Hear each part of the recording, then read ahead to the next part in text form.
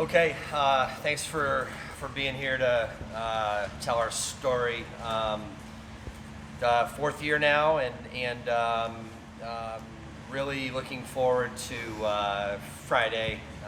This team has continued to raise the bar here. We continue to increase the talent here. I feel like I'm a better head coach in my fourth year than I was in my first year. I've learned a whole lot here as we've gone along, and I think with the transfers and freshmen that we add to this class of kids, it's an exciting time here, and we're looking forward to getting started this weekend against four, I guess, really quality opponents and teams that are going to challenge us right from the start. And I think if you asked any of our kids, they're tired of inter-squadding against the same people and practicing. They're ready to play and to show what they've got. And it should be an interesting ride, a fun journey. And this team has worked tremendously hard. They're as close as any group I've been around, maybe ever. I think the only teams I could really go back and say that have been closer are teams that have won championships, and those teams just always share a special bond. So this group is off to a good start in that regard. But obviously we haven't put a lineup up yet. They have an idea of who the starters are. We inter squad almost each day, so they see that. But when it goes up that first time, it's for real, and we'll see how we handle that and how we handle success and failure and all that stuff that comes along with playing games that count and all that. So with that being said, I'll open it up to all of you. Coach, you had very high expectations for this team. Besides success at Oklahoma City, what do you think makes this team a championship caliber team? Oh, I think depth. We'll start with the pitching. This is by far the best pitching staff that we've had. We've got 5 kids that are going to get time here. Obviously, the first one will get more than the second one, and that kind of stuff. But all these kids are going to pitch at this point. And we've just got some different looks. We've got size, we've got strength, we've got speed, we've got feel in that staff. Sam Shao, what she brings a competitive spirit here that we have not had yet. You'll see that. It'll be on full display. There's some challenges with that. There's good and bad. But I like the bad part. We need it. I say bad, it's just different. She's just emotional. She really wears that on her sleeve each day.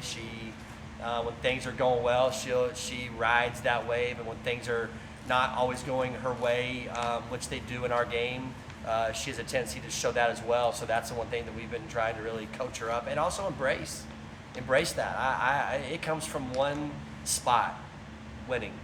She wants to win. And I think that's rubbed off on some of these other kids. And not to take anything away from those other kids that they don't want to win. It's just it's an outward emotion for Sam. So she brings us experience in some really big games, tested throughout a season in the conference that she came from and the school that she came from with high expectations. So she's going to really help our staff.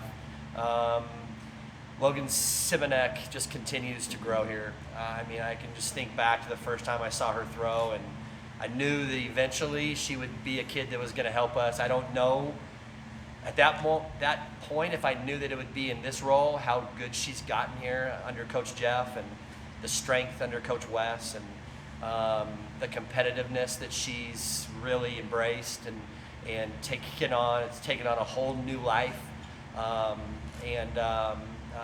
Last year she was by far in big games our best kid.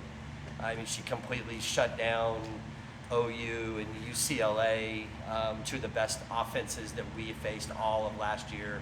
And I think I told everybody in our banquet this last week that probably bad coaching moves by not throwing her more, and I'll wear that. But you have expectations on kids, and I just don't know that I think she exceeded those so drastically that I wanted to make sure that I kept her in the right spots, and I should have just taken the reins off. and let her fail more. So when we got her into more of those games, her focus would stay really good. So I feel like I've really learned her and learned about her, and hopefully it'll help me with that next kid that we are trying to develop like we've done with her. And then our next two with Gabby Sprang and Sam Clakley, I can't believe I'm talking about Sam in the third or fourth role at this point. And it's not a knock on her. She was second team all Big 12 this past year. She's battled a little bit of injury here in the last couple weeks in her feet or in her ankle, set her back a hair, but she threw really good the last couple of days. She's just gotten better, throwing a rise ball now. Our kids see it each day, so they're not chasing it like some kids will, I know. So I can't wait to watch her against other opponents that aren't seeing her each day.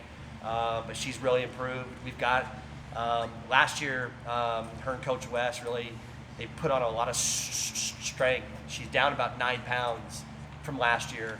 And what's kind of crazy,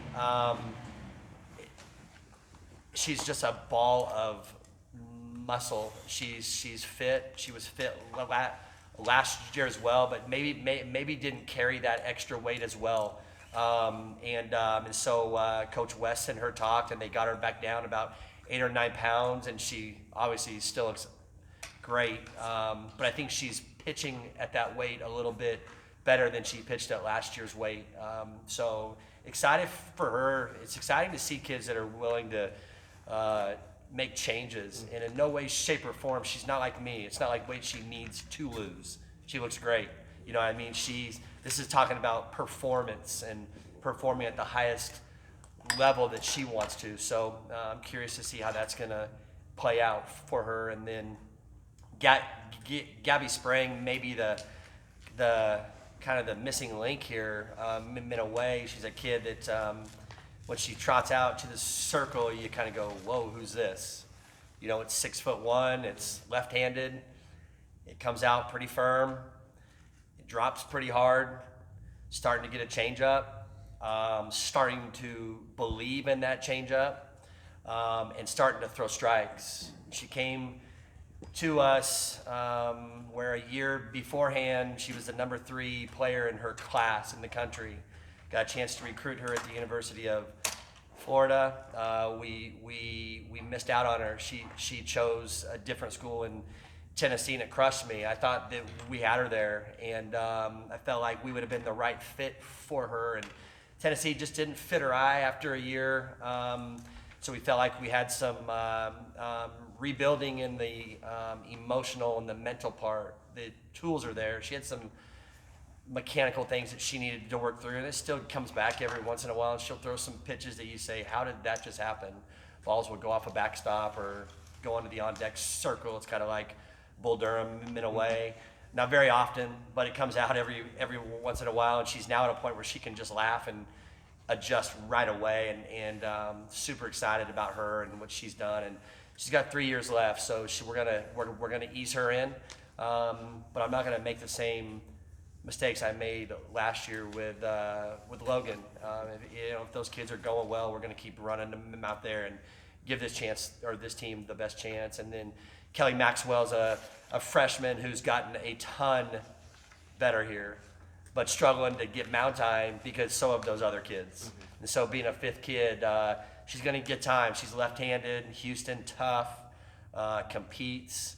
And learning, but she rounds out our staff that I think is going to be really, really good. How do you replace Vanessa and what she did for this program? Man, you don't, to be honest. I think we can replace her numbers. I mean, her numbers are obviously great, but we have those type of kids that can put that kind of stuff up. What you miss is the competitive spirit. You miss the everyday. She really embraced her last year. She embraced each day here, but I saw a kid that really embraced every day, knowing that it was her last days, or her last days here, and just embraced practice, embraced walking in, embraced parking her car in the parking lot up here in this gravel road, and walking in and just feeling like, man, this is what I always wanted. I think Sam Shao, she brings that. She has really embraced that same thing. Like, this is my last shot. I'm getting a fresh start. So I'm hoping that that's something that we can try to replace some of that with. Her energy is infectious. So Shippy's one of those kids that you're never gonna replace her. You just hope that she rubbed off on enough kids, which is what I challenged her with last year. I think I sat right here and said the same thing.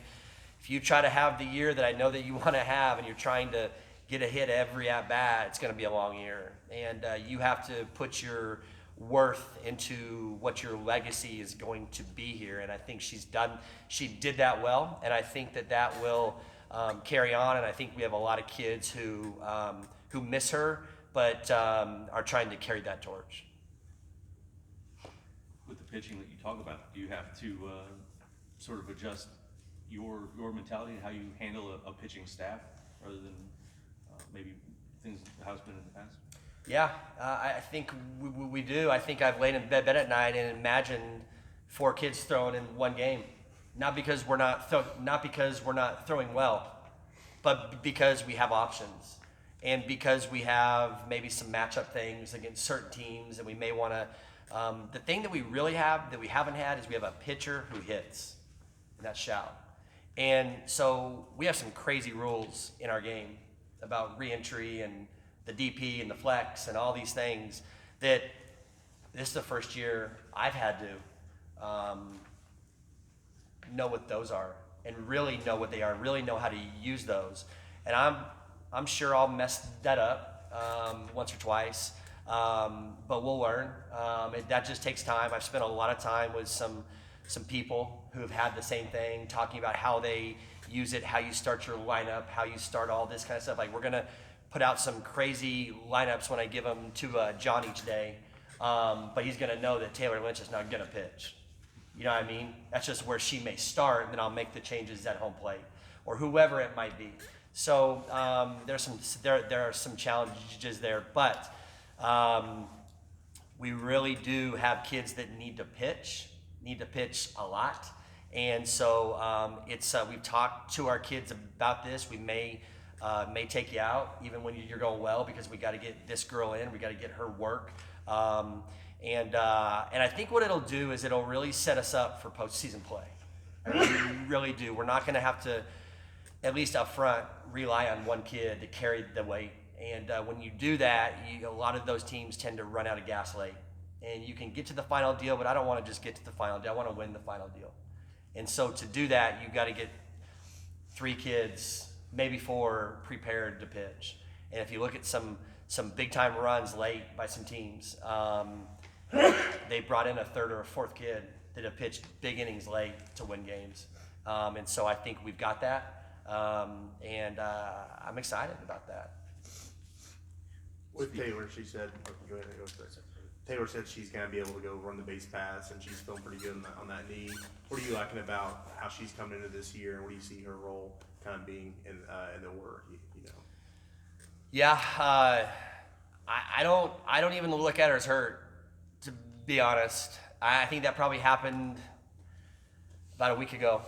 I mean, I've looked at her as a kid. So when this happened, when she tore ACL in the fall, we didn't even talk about it for about 10 days. I just wanted to get the MRI back. I want to see how bad it was. I want to see all this kind of stuff.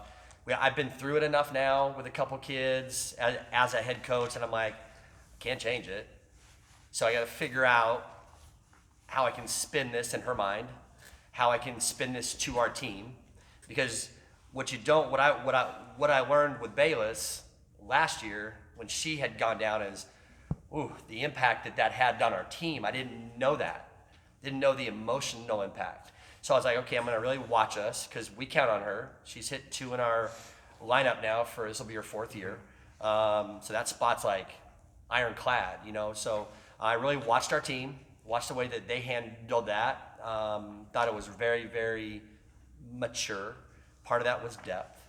We had depth. Then once we got the information back, she just told me, I'm going to play. And I said, okay, I didn't expect anything less, to be honest. Thought she'd try to play. So now it was, okay, she should be able to get her at-bats. I can pinch run for her and then get her back in late. She probably won't play any defense. Probably won't play these first 15 games or first 20 games, and you're playing these tournaments. You're playing 5 games in a weekend. Probably won't be able to play on the back end. Probably just play 1 game. We'll shut her down and get her prepared for the next day. And now we've gone to, she's running bases, stealing some bags. She's not hurt. She can play every day. I think her knee feels as good as it's ever felt. I think it's been torn for a while, just not the whole way. She's got horrible knees. They've been that way before she got here. She's like old in her knees. You know what I mean? She's one of those that at some point in time, she's probably going to have some major work done. And she knows that. So, but I think it tells you a lot about her. She wants to compete with this team. And I think she sees what this team is and will be and can be. So we're just going to use her like we always have. I'm not going to pretend that she's hurt. She is hurt, but she's playing with a brace. And she's fine. She tells me each day, I'm fine. I feel good. She's running better. She's moving. She's going to start taking some balls in our outfield just in case. I suspect I'll look at her in a week or 2 and go, she's probably all right to play out there if I had to. That's just the way that it's gone. And that's the mentality here. That's the way our mentality's changed. I'll tell you what also will do that is depth. And young kids that aren't afraid to play. It tends to get people back in the lineup fast. And she's a kid who's pretty comfy in her spot here. She knows her role, but she also sees that we've got some pretty good depth, and that hey, I better go. So as long as she's healthy, which she has been, Claire's done a remarkable job. She'll slide head first, which she's always done. She's afraid to slide with her feet. She always has been, so that's not new. And she's a tough kid. I mean, there's nobody who's any tougher on her than her mom and dad. They expect greatness out of her, and she knows that, and that's what's been bred into her, and so she'll have another great year. What is that attitude from her going out and doing that the way that she is, kind of show the rest of the team, and this sounds like you got pretty good chemistry with this group, and I'm guessing that's probably a part of it. I think that it is. I try not to use the word family a lot. I think it's a word that just gets thrown around, and pride a lot is just people just throw those words around. It's and that stuff's earned. It happens over time. It happens with good culture, and I think people see her out there. I think people were very anxious when we got back in we got back about 4 weeks back. And we got back and she was out there the first day. And I'd seen her hit in here a few days beforehand. I knew she was okay. I kind of peeked in and saw her, and I was like, wow, she looks good. And the ball's coming off her back good.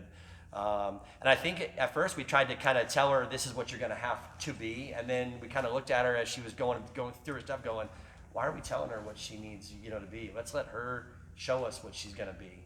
And she just started showing us that she's Taylor. It's the same old thing. She's never run great here. She's never really moved great here. All she does is hit. And so she's doing that again. Just hitting, and just the barrel finds her bat a lot. The ball finds grass a lot. She's on base a lot. She'd hit 450, she would quit getting herself out. She thinks she can hit every pitch. And I tell her that, and I've tried to change it. I can't. It's just that's the competitiveness in her, and that hasn't changed. So I think it's really good for some of our young kids. It's really good for some of our older kids too to see, because it's like, I got a beat up foot or hand or whatever it is. I need to go. So if she can play on that brace and we know it's torn, I mean, I don't know what that's like, but I got to assume that doesn't feel great.